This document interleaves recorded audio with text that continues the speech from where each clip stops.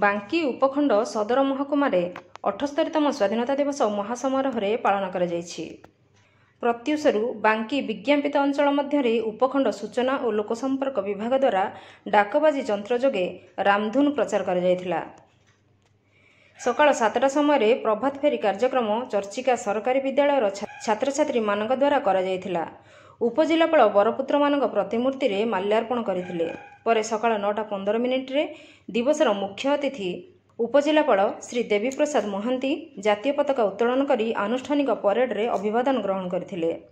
ସେ ସମବେତ ଜନସାଧାରଣଙ୍କୁ ଉଦ୍ବୋଧନ ଦେଇ ସ୍ୱାଧୀନତା ସଂଗ୍ରାମରେ ଝାସ ଦେଇଥିବା ସଂଗ୍ରାମୀମାନଙ୍କୁ ଶ୍ରଦ୍ଧାଞ୍ଜଳି ଅର୍ପଣ ସହିତ ଶହୀଦମାନଙ୍କର ସ୍ମୃତିଚାରଣ କରିଥିଲେ।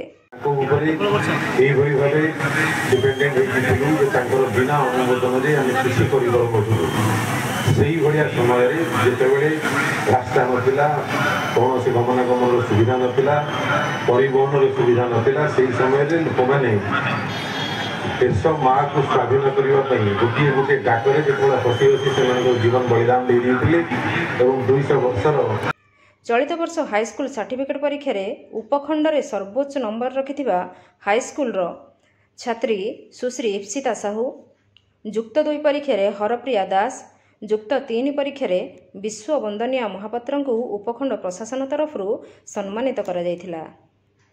ଉପଖଣ୍ଡର ଶ୍ରେଷ୍ଠ ଚାଷୀ ଭାବେ ଶ୍ରୀ ଭରତ ପ୍ରଧାନ ଓ ଯୋଗରେ ସୁନାମ ଅର୍ଜନ କରିଥିବା ବରେନ୍ଦ୍ର କୃଷ୍ଣ ବିଦ୍ୟାପୀଠର ଛାତ୍ର SP ବଦ୍ରିନାଥଙ୍କୁ ପ୍ରଶାସନ ତରଫରୁ ମାନପତ୍ର ଓ ଔପଢକନ ଦେଇ ସମ୍ମାନିତ କରାଯାଇଥିଲା।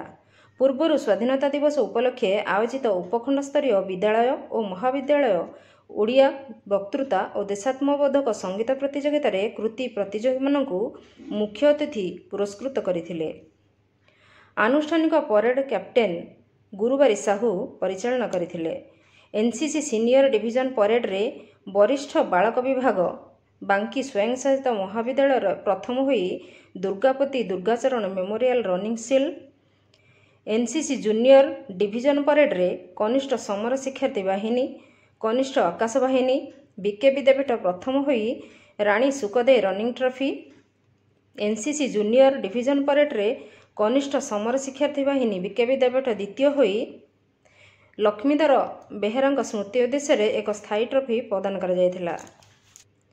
ସିଭିଲିଆନ ଗ୍ରୁପ ପରେଡ୍ରେ ଆମ୍ବେଦକର ଆଦିବାସୀ ଛାତ୍ରାବାସ ପ୍ରଥମ ହୋଇ Kabichandra Kalicharan Pattnaik memorial running shield, civilian group ପରେଡ୍ରେ ଜୁନିୟର ରେଡ୍କ୍ରସ ସରକାରୀ ଉଚ୍ଚ ବିଦ୍ୟାଳୟ ଦ୍ୱିତୀୟ ହୋଇ ସ୍ୱର୍ଗତ Kalpana Mishra running shield, civilian group ପରେଡ୍ରେ ଜୁନିୟର ରେଡ୍କ୍ରସ BK ବିଦ୍ୟାପୀଠ ତୃତୀୟ ହୋଇ ପ୍ରଶାସନିକ ସ୍ଥାୟୀ ଟ୍ରଫି ପ୍ରଦାନ କରାଯାଇଥିଲା। ସେହିପରି ସରସ୍ୱତୀ ଶିଶୁ ବିଦ୍ୟା ମନ୍ଦିର ବାଳିକା ବିଭାଗକୁ ଶୃଙ୍ଖଳିତ ଦଳ ଭାବେ ଜମିଦାର ଉଦୟନାଥ ଚୌଧୁରୀ ରନିଂ ସିଲ୍ ପ୍ରଦାନ କରାଯାଇଥିଲା।